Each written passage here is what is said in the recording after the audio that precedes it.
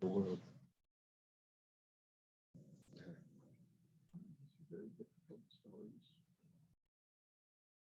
Okay. Not my own pencil today. My mitzvah, you think of my mitzvah. Okay. So today we're going to start Nun Aleph Amud Beis.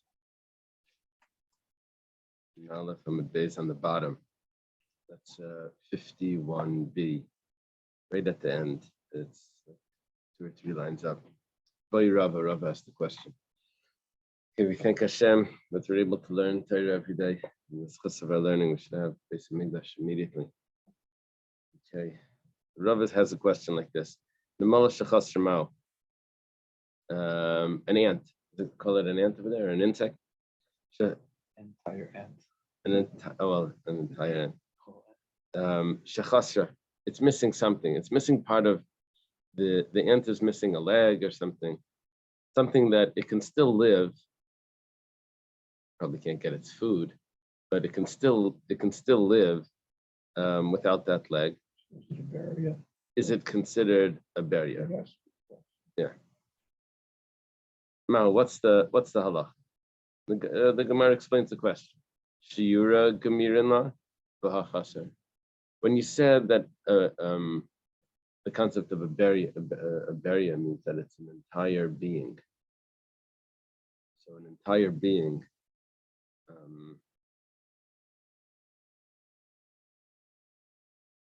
Is considered. You see, usually when there's food that's prohibited, so the punishment would only incur the punishment if he had an olive size of that food. The exception of that is if something is a barrier. It means it's a whole piece, a whole grape, a whole something that's whole. That would be prohibited. There's a discussion of other things, what goes into that. Gidanasha, there's a discussion of what goes into that category. But an ant for sure would go into that category. If someone eats a whole ant, that's the problem with bugs and lettuce. You'd say, what's the problem?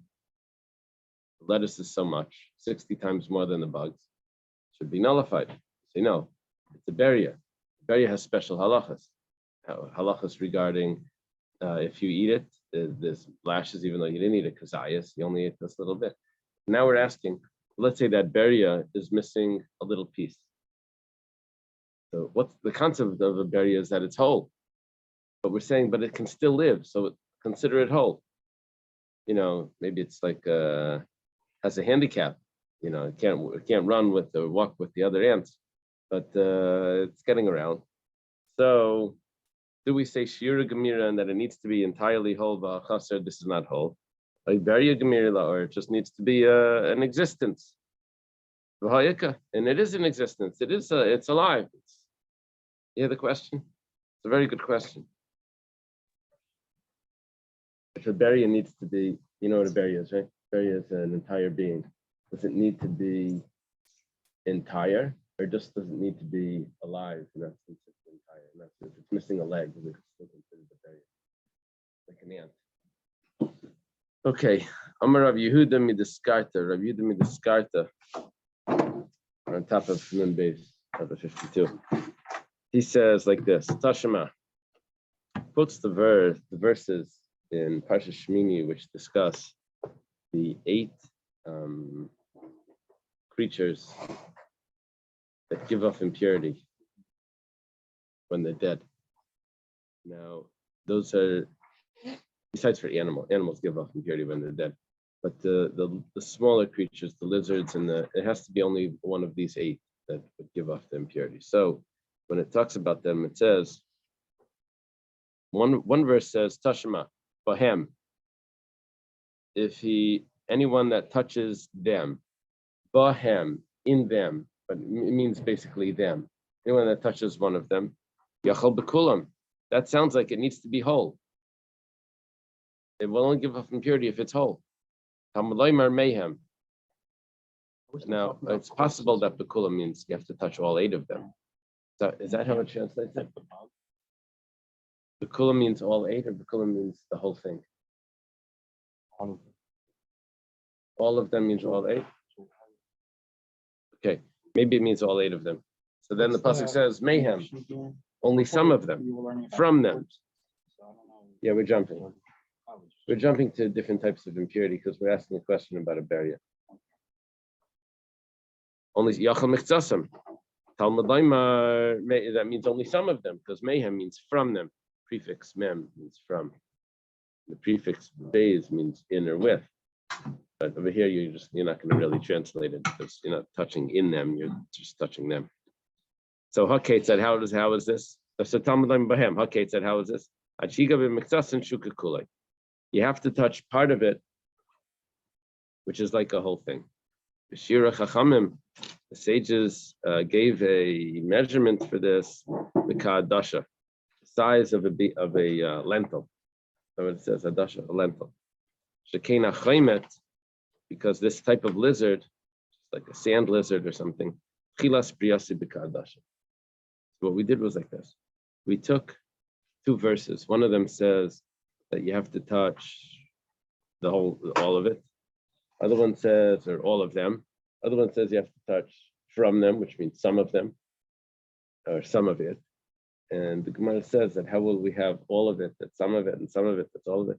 The way it works is like this, that we found the smallest of all these creatures is the chaymet, which is the sand lizard, that when it's a baby, I guess it hatches, lizards have eggs, right? When it hatches, so it's the size of a lentil. You have a picture of it? Yeah. And it looks like a snake. It doesn't have legs. I don't know if it's the same one. It says legless snake. All right. They figured it out. Skink. Everybody knows what a skink is. Right. In the minor, what are they? I don't know, the minor evolution, from the time of the sages to the time of now. Not necessarily that they have it correct.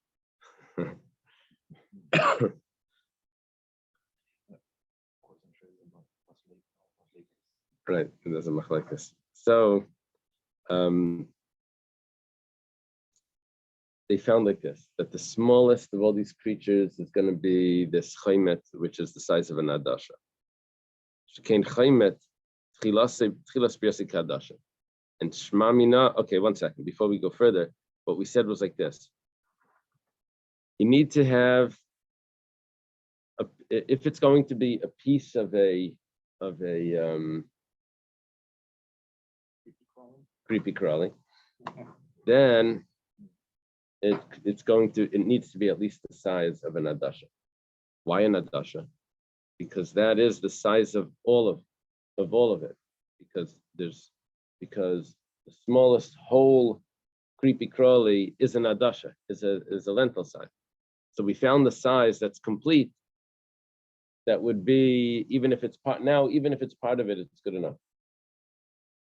How did we establish what size of a sheretz would give off tama? We found the complete one, the smallest complete one, and we created the size. Okay. Now, shmamina, from this you see, shira gemirila.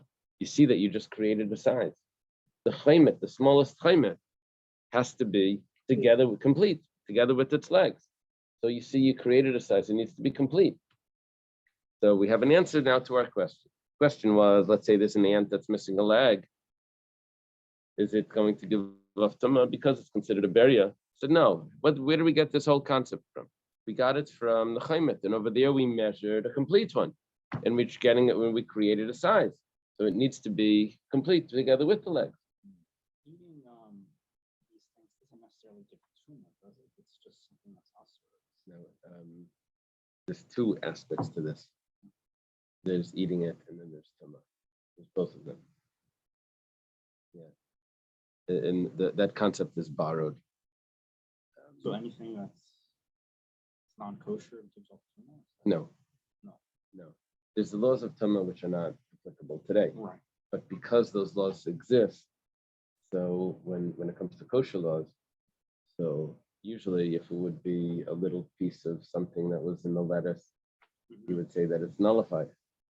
Over here, because we have the concept of the barrier of the complete, so now we have a problem. That's why you can get spices from the store, even though in those spices that not necessarily was a check. The dry spices, because it's ground and whatever, it's not a whole lot. But it's not my expression because the word check. If they have the OU, I would. No, I know. It's OU means that it's kosher, doesn't mean that it's check. Kosher is good enough, right? You don't have to be stricter than the kosher laws, right? You follow the Torah, you don't have to get the. I thought it was inspected. It's highly unlikely that they're inspecting these huge companies. The dill, they check the dill. This little leaves. So far, what the more said is checking here to make sure I understand. If the berry is missing something, there's no corn that qualifies as a berry. You can still use two if it's the shear. That shear happens. There's a default and to the shear, and the shear can be the size of a bar. Is that right? Yeah, but we're going that regarding tumah, correct. Now we take something that could be smaller than a lentil, and if it's a beria, really that should give off tumah. Right. Not tumah. It should be prohibited. It should have the rules of a beria because we're not going to. This was a default. Berry is not a berry. So right. So now we're saying that, but what really is a beria, since the size of the beria was turned into a lentil, and what did we measure it from? A chaymet that was whole.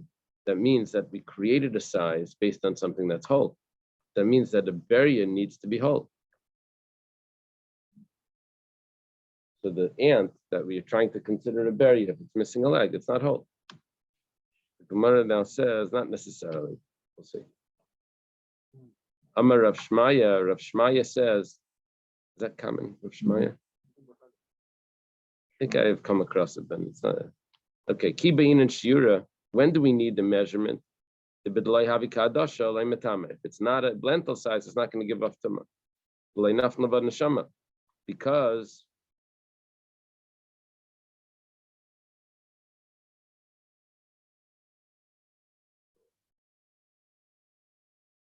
if you had this chaymet and this lizard, and a little bit came off of it, that little bit that came off is not going to give off tumah. That, let's say the leg of the chaymet over there that didn't have legs, but let's say it had a leg, it came off. That leg is not going to give off tumah because that leg is not alive if it comes off. However, aval nafla b'neshama, but if it would have a life in it, then tibailach, then you would. I'm skipping the word light. Then you would have a question. You have the word light in there, light tibailach. Okay, you can skip it also, and it's the same. What we're saying is like this, that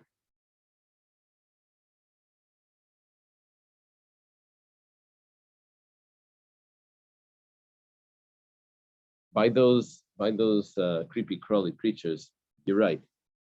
The smallest one was going to be the chaymet, which was going to be the size of a lentil, which was when it was whole.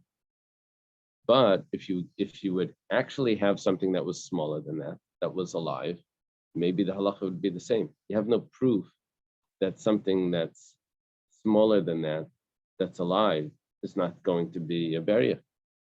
You created a shear based on that when it's not alive, when it's not able to live, that it needs to be an adasha, it needs to be the size of a lentil. So you created that from the chayim. But who's to say that if you would come across something that was still alive, even though it's missing a part and it's smaller than adasha, who's to say that it won't have the same concept of a berry? You never discussed it. It was back to the same question. You thought you had a proof. You don't have a proof for that. All you said was that the size of a berry is an adasha, or we learn the size of an adasha from a berry. But you're not proving anything if there's something that's alive that's smaller than that also won't have the same status. Right. Okay. We left off with a question. Okay, next Gemara. Hashidra Gulgailas. We have a little bit more of this. We're not gonna. It's this impurity is going to continue a little bit more, winding down, but we're not done. Now we're talking about tumah that comes off from the spine, which I think means the whole cage, the spine together with the ribs.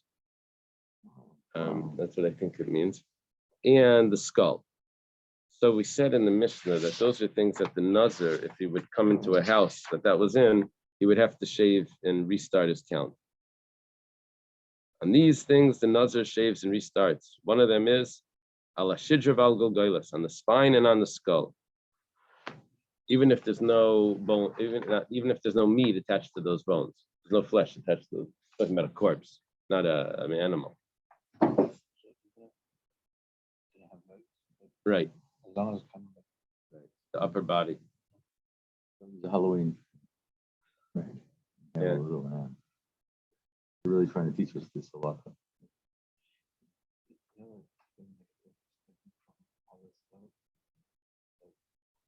all the generations of people, there was no study.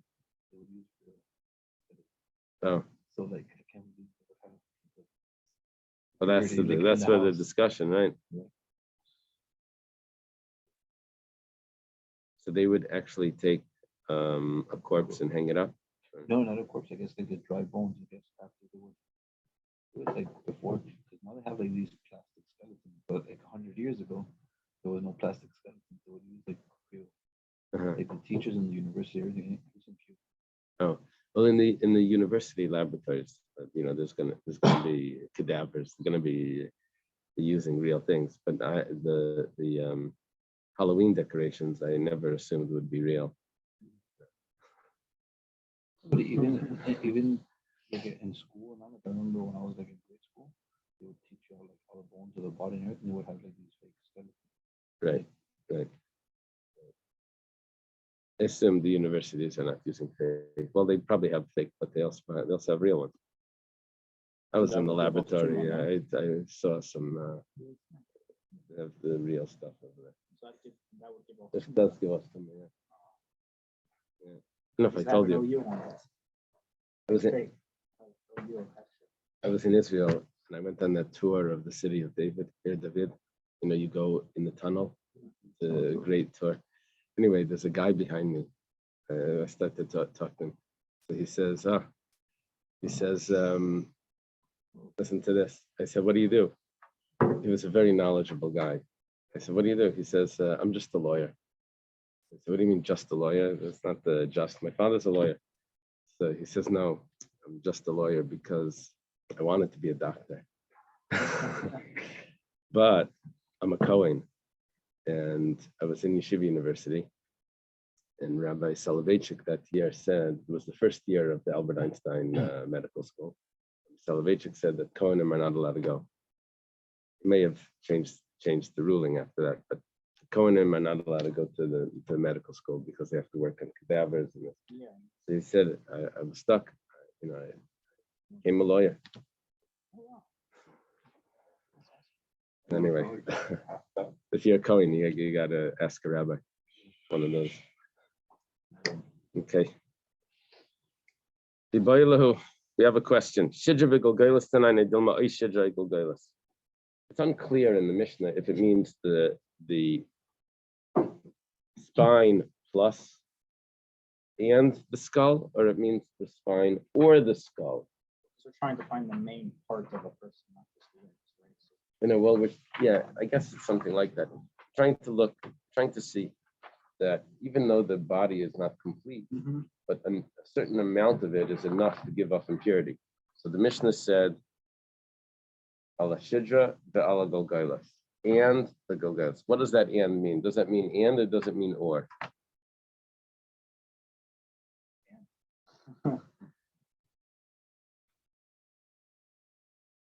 That consecutive of, which in English we translate as and, right. In Hebrew does not necessarily mean and. It just means yeah, but if it would say o or I, then for sure it means or. but that vav could also sometimes mean or. You see, that vav can be translated in a lot of ways. It could mean but, however, nevertheless, it has a lot of well, Ibayilahu. So Shidra goes and Idama Shidra Oigel goes. Omar Rava, so Rava says, come and listen. We're gonna have 1, 2, 3, I think 4, 5. We're gonna have 4.5 attempts to try to answer this question. It's gonna take us till the next page.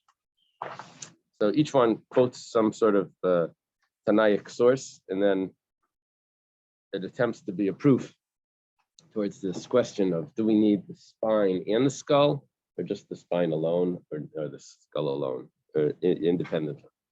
We'll also give up them. So Tashima, come and listen. Shedra Shagirid Raiv Eloin Shaba Tahira. If the spine, Girid, is like the Aramaic word good, if you drop the resh. Good means to cut. Right? Good, they are What? cut. So a spine that most of the Eloin means the ribs. Sometimes an ayin could be exchanged for a tzaddik. I'm not sure why. So it'd be tsela, is the rib, right?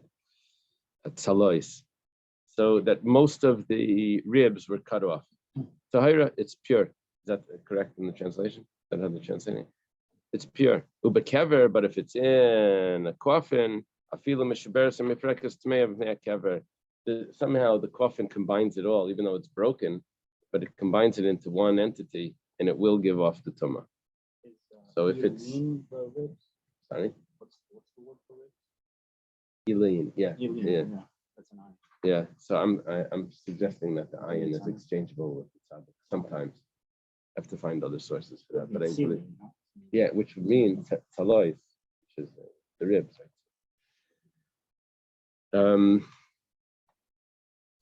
So Taima Mishum Degirid. What's the reason why it was pure? Because it was cut. The ribs were cut off. Holai Girid, but if it wasn't cut off, Tame, then it would be Tame. Well, look at what's happening here. We're talking about just the spine. You didn't even mention the skull. So Shmamina, we see very clearly that it's either or. Because you said the reason why it was tar was because the ribs were cut off the spine. But if they would be there, it would be tummy. What about the skull? There's no skull.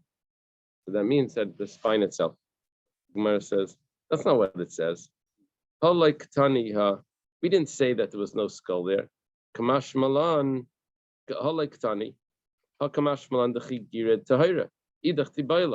all we said was that if it was cut, then it's tahar. Maybe it means even with the skull. If without the skull, that tibailach, you would still have that question. And that's why I'm saying over here, idach tibailach, because before I dropped the loy, because over here it has the same conclusion without the loy. We didn't say loy tibailach, it's not a, before, aval nafla bal neshama loy tibailach. Some manuscripts have tibailach, which would be consistent with this command here, tibailach. Okay, that was one attempt. We tried to say that it's either or skull, either spine or skull. We said you don't have an answer. Doesn't prove it. Tashima. So come and listen to this one. Rabbi Yehuda Meshisha Devarim Rabbi Kiva Metama B'Chacham Metar. Yehuda says there's 6 things that Rabbi Akiva was strict about, and the sages were lenient about. The sages said that it's pure. V'Chazar by Rabbi Akiva. Now the 6 things you have to wait a little bit. We'll get to the 6th thing, but Rabbi Akiva changed his mind about those things, and he was lenient afterwards. Well, there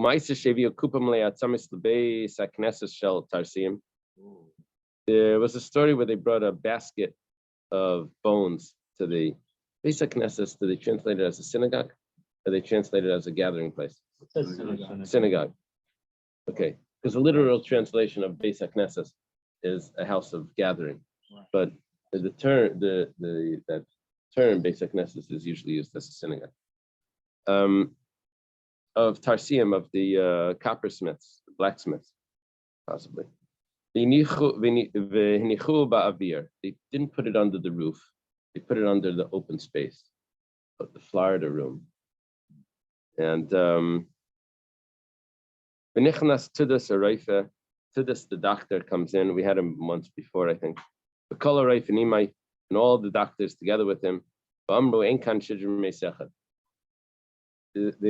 don't have over here a full spine from one mace. It's a collection of bones, but there's no one. It's rare to find the whole spine together.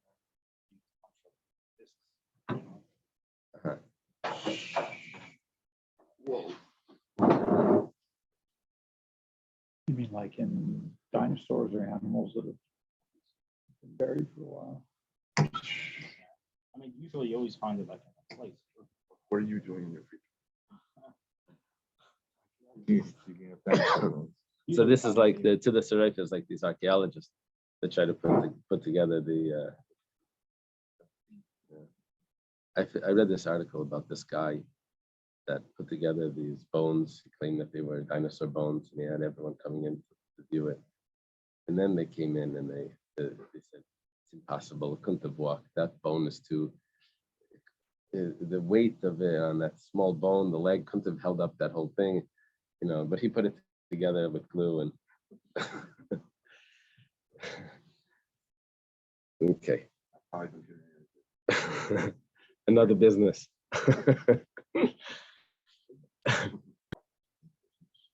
Could be. No, it is now. Oh yeah. What is? Dinosaurs. Yeah. Dinosaur skeletons. Across the fortune. I heard What they do is they measure the femur. And the femur they can determine the size of the animal.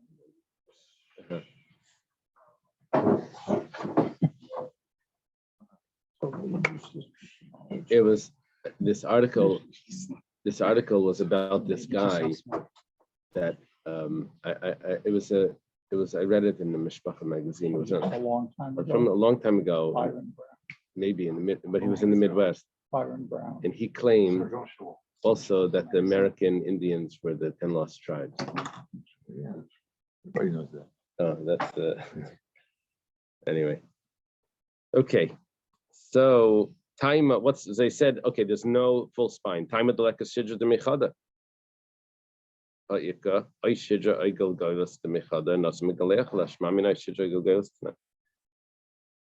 Look at what just happened here. They came in. They said that there was no spine from one person. It was a collection of bones.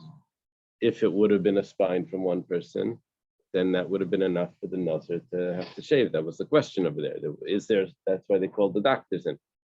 So that means that we've just answered our question. Our question was when the Mishnah says the spine and the skull, obviously it means the spine or the skull, because the spine from one person would have been enough. It was just the problem with the combination from different people didn't work. Would a Nazir have to also shave and recount if it's an animal? No, it's only a human. So the Gemara says you don't really have an answer.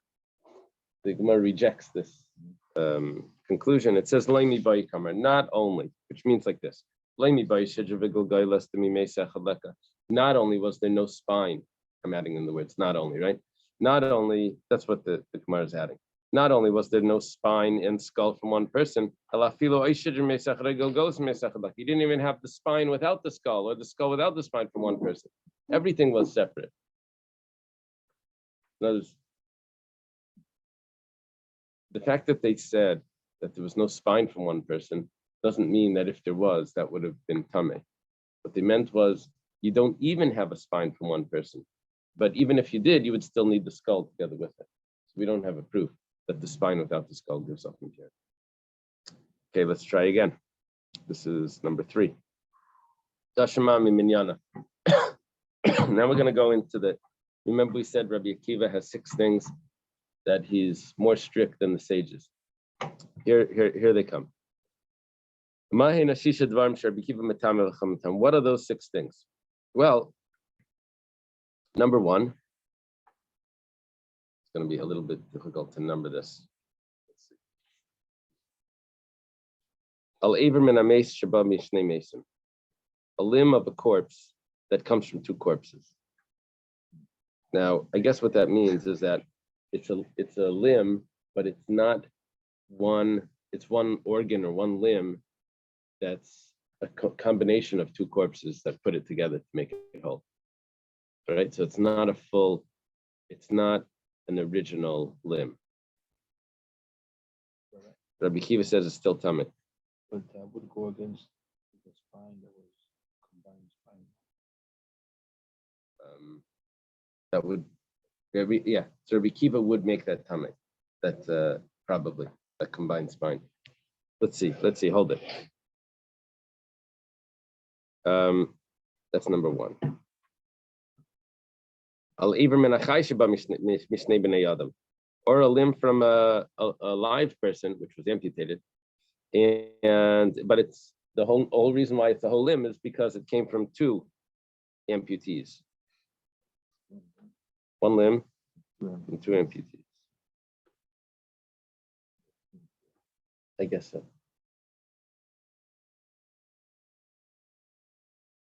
A half of a kav is a certain measurement. Half a kav was enough that the Nazir had to shave. That was the term of a reiva kav. But over here, we're dealing with a half a kav. I think we said that even though a reiva kav usually gives off tuma, reiva is a quarter as opposed to the half. But the Nazir, for some reason, only shaves if it comes in contact with half a kav. Half a kav, the size of the kav is 24 eggs, 2,000 eggs. Yeah. Shabbat Mishnei Mesim. Here, Rabbi Akiva is stricter. He holds, you see, because Rabbi Akiva changed his mind. That came from two corpses. Al Revius Dama Ba Mishnayim. In a Revius of blood that came from two corpses as well. Okay, that was number 4. Va'al Etzem Kisa'ir Shnechlach B'Shnayim. A bone that's the size of a barley, but that bone itself was divided. Rabbi Kiva said it's still tummy. No, it's split. That was number 5. Vashidra Vagogailas is 6. The spine and the skull is number 6 that Rabbi Akiva says is tummy. What do the sages say? We're talking about that the sages would say that it comes from 2 people. If Rabbi Kiva says it's tameh even if it comes from 1 person, even if it comes from 2 people, some say it has to come from 1 person. Okay, now the E Salkadaita, you turn the page, and if it would enter your mind, I should go by less. Either the spine or the skull. So how many do we have here? Ani Shiva Haven, then it would be 7, not 6. If it's an or. Must be, we have an answer. It must be that it has to be combined. There's really only 6. That means that we have an answer. It seems to be a good answer. So we're going to have, I think we're going to have 4 answers to this, 4 rejections to this proof. Okay? I think so. Gemara says no. What is that? You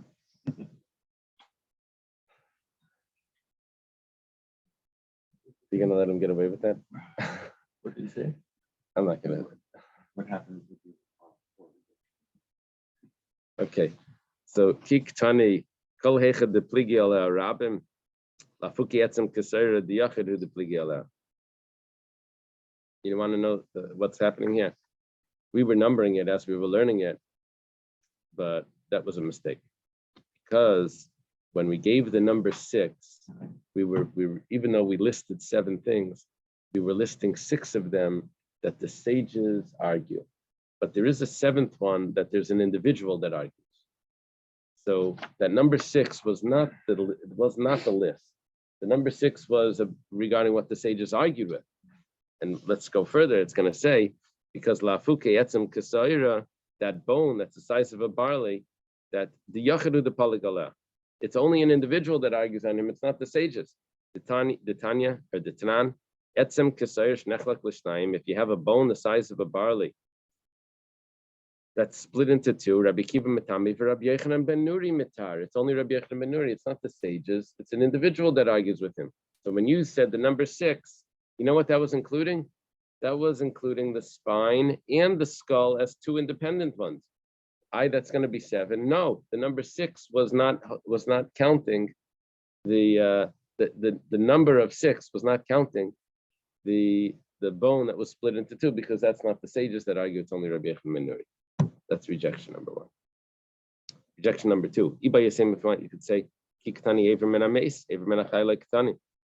That number 6 was referring to bones that comes from a corpse, but not the bone from the amputee. That wasn't the number 6. That was a separate count. Rejection number 3. Iba Yasem Kiktani Kol Hechad Denas Megaleach Al Ahilai. Lafuki Etzem Kesaira Delai. We're only talking about things that the Nazir has to shave his head if he enters into a house under the same roof as that corpse. But the bone that's the size of the barley doesn't have that halacha.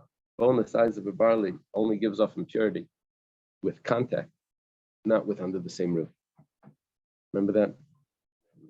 In order for it to give off impurity under the same roof, need to be not just a bone, it would need to be a bone together with the flesh and the sinews to give off impurity in the house. Okay, so that's why we said 6, even though there's really 7, because we weren't counting the bone, because we were talking about 6 things that are give off tuma under the same roof. Number 4, rejection number 4. Iba Yasema. Once we could say Kiktani Kol Hechad Hadabe Lafukir Viastam Hadabe. Talking about things that Rabbi Akiva changed his mind. There's really 7 things that he argues with the sages, but there's only 6 of them where he changed his mind. Why? One of them he didn't ever change his mind. One of them he still holds as impure. Which one is that? That's the revius of dam that comes from 2 corpses. That measurement of blood, he holds that it doesn't need to be from one corpse. Damar lei Rebbe le bar kapara. Rebbe tells his student bar kapara, leitishna revius dam bechazara. Don't say that the revius dam, the revius of blood, is one of the things that Rabbi Akiva retracted about. Because Rabbi Akiva still holds of that. Even as a pasuk that supports it, he never retracted from that ruling. It says, and all souls in plural, which is coming to tell me that the revius can come from more than one corpse. Reb Shimon says, this is Reb Shimon Bar Yochai, he says, Ad Yamav Hayamatama, all Rabbi Akiva's days, because Reb Shimon knew Rabbi Akiva until he passed away, right? He was a student of Rabbi Akiva. So all his days, Rabbi Akiva would say that a revius of dam from 2 corpses is tummy. I don't know if in the heavenly yeshiva, after he passed away, I don't know if he changed his mind. Tana was taught in the Brisa Hushlushin Tanyas. The fact that Reb Shimon said this about his teacher, that maybe he changed his mind in the other world after he passed away, maybe he changed his mind. Reb Shimon felt he regretted that he said such an expression about his teacher. He fasted so much as an atonement that his teeth turned black from fasting. Tashima. Good student.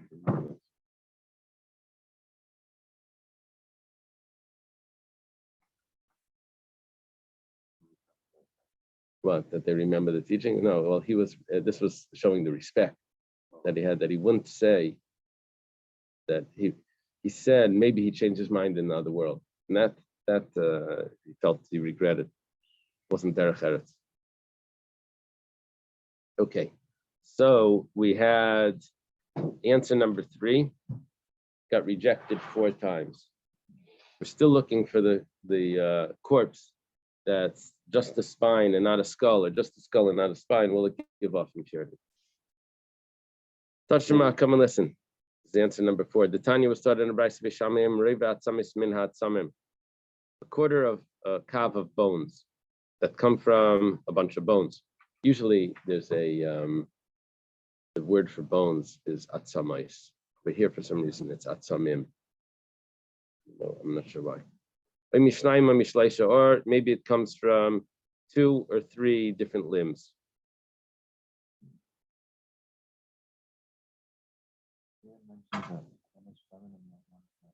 Right. Usually the word for the plural bones is atzamais, which is feminine.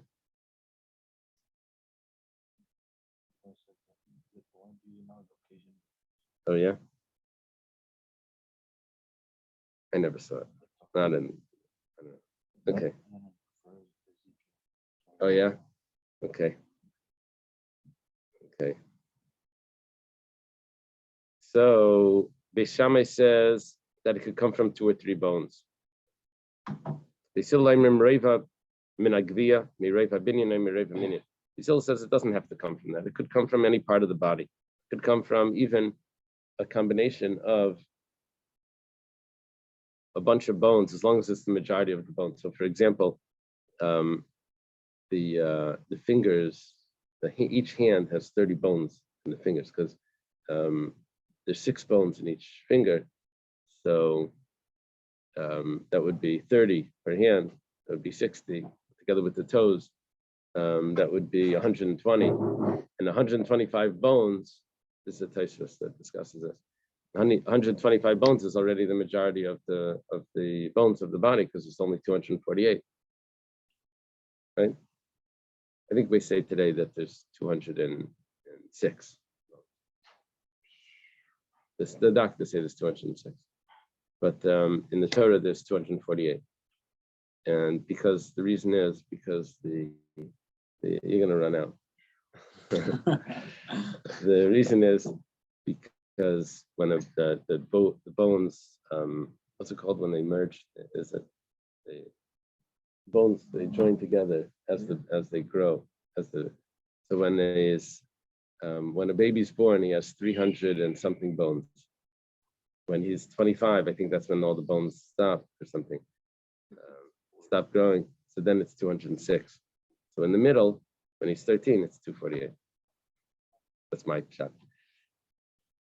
Okay, so but the majority would be 125. So Basil says even if it's 125. Rabbi Yeshua says Rabbi Yeshua says I can adjust that Beis Shammai and Basil aren't even arguing. Take a look at this.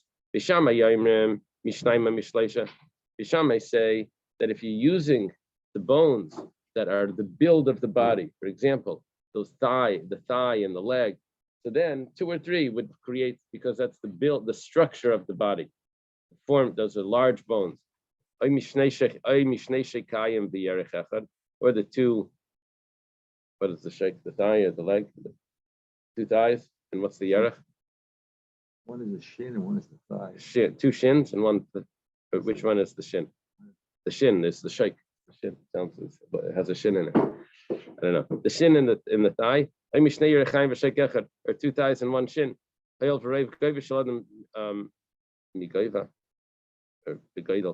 Because that's the height of the person. Basil is saying that it could come from the other bones. Because you can get that from the joints of the hand and the feet. Now, what that means is that Beis Shammai was just giving you an option. Basil was just giving you the other option, but they weren't exclusive.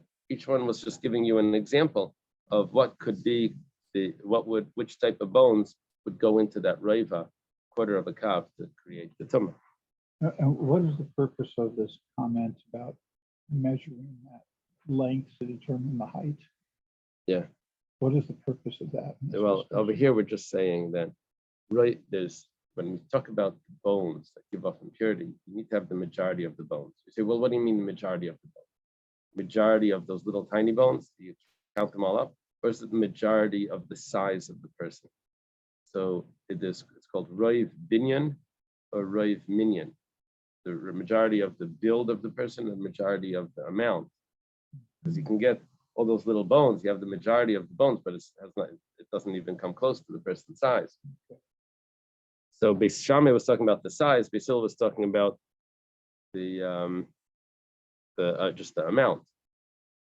Shammai Yaimer. Now Shammai says, we continue with this brisa, afilu etzem min hashidrei min hagalgelos. Even if it's a bone from the spine or from the skull would also give off impurity. The Gemara now thinks that it has an answer. Now, there's a lot of things missing here in the Gemara. I don't know how it's in the English. There's probably like a lot of commentary.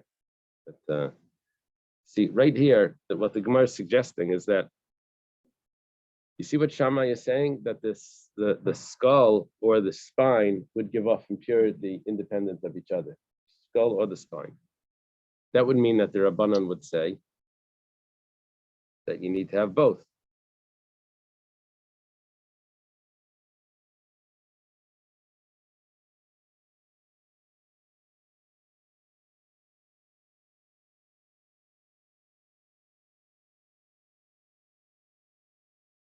No, he's saying even one bone. The Shammai is saying one bone from the skull of the spine is enough.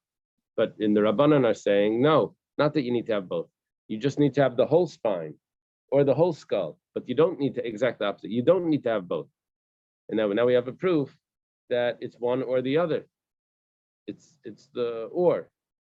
Where it says, Shammai de Machmer. No, Shammai is just being strict. So really the Rabbanan hold that you need both. The skull and the spine. And Beishamai or Shammai holds not only is it one enough, but even a part of one is enough. You can't judge from that. The Gemara says, well, if that's the case, then so maybe say exactly what you're saying. So then we'll have an answer the other way. And according to the Rabbanan, you need the skull and the spine. And Shammai is just very strict. The Gemara says, like,